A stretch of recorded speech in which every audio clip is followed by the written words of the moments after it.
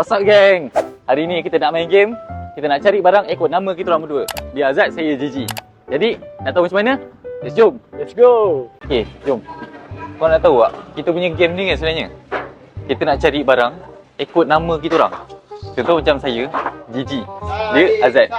So, saya kena cari AZAD. Jadi, apa je barang yang AZAD ni? Kau tengok semua barang ni. Mana ada AZAD? Macam mana nak cari ni? NP. Tak adalah geng. Apa nak guna? Weh, jumpa satu. Ni. Salah lah. Ni wing. Alamak. Kenapa lah nama dia susah Bruh. Ni P, Pentin. Tak ada. Weh, susah sangat ni.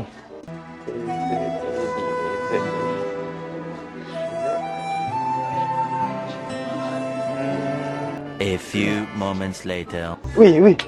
Jumpa satu. D geng. Jumpa. Jadi lepas tu AZA tinggal. Ada tak kat sini? Agak-agak. AZA. Weh. Z. Memang mantap tu geng. Apa lagi? Pokok semua kat sini tak nama dia? Ada tak? Oh ni. Ngam. Betul ada. Ezion. Full complete geng. AZA. Satu A tinggal. AZAD. Nama dia memang trend sapun lah geng. Jadi saya punya dah settle. Azad macam mana? Alright guys, so Gigi rasa dia dah settle lah. So tadi saya tunggu kat luar, sekarang saya pula kat dalam.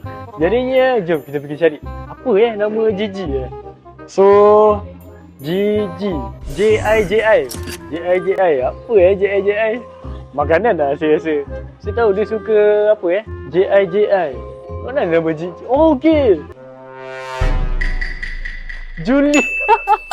Tu guys, yang pertama saya dapat Julius guys. I cari I Tak tepi dulu guys. I. Jap. Saya dah dapat guys Indomie. So saya dah dapat dua. Okey. Ibu Mi. I. Satu lagi J guys. Satu lagi. Apa lagi J Mana J?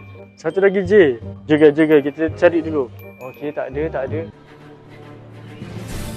Okey. Saya nak bawa. Okey, jom. So, kita tunjuk tadi kita dapat apa Tapi semuanya makanan guys. Okey guys, so J yang pertama ialah Julius. Lepas tu saya dapat Indomie. Lepas tu J lagi roller coaster. Lepas tu lagi satu kita dapat Ibu Mi. So, apa kata kalau kita tengok dulu. Dia suka ke tak? Jom kita jumpa dia. First kita ada Azad, Ezion. Yang kedua Z. A dan D. Complete geng. Semuanya sabun. Memang branding sabun dia ni. Tapi kenapa semua sabun guys? Okay, so yang pertama saya bagi dia makanan tau. Julius tau. Yang ni sedap tau. Lepas tu Indomie J Angel. So mi dua untuk dia. Lepas tu biskut. Tapi okey lah kan. Ini bagi sabun basuh rumah pun. Sebentar nak raya. Tapi saya suka Bigi, tak suka Indomie. Oh ya yeah. Ibu mi suka? Tak suka.